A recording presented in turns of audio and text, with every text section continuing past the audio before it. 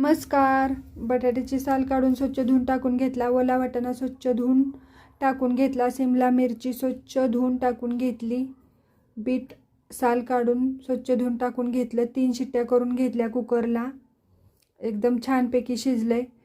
पावभाजीच्या मॅशरने चांगलं मॅश करून घेतलं मी.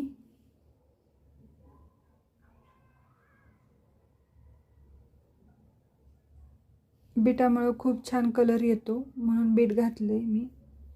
आणि शक्यतो लहान मुलं बीट खात नाही आहेत. कढईत आपली तूप टाकलं मी आणि थोडंसं तेल टाकलंय.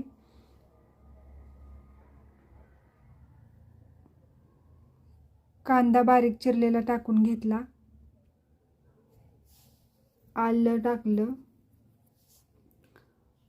टोमॅटो 3 बारीक चिरून टाकून घेतली.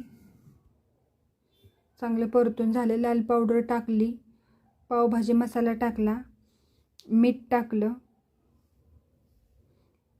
पुन्हा एकदा तेल सुटेपर्यंत कांदा टोमॅटो सगळं परतून घेतलं. शिजवलेला बटाटा शिमला मिरची ते ओतून घेतलं मी. चांगलं मिक्स करून घेतलं.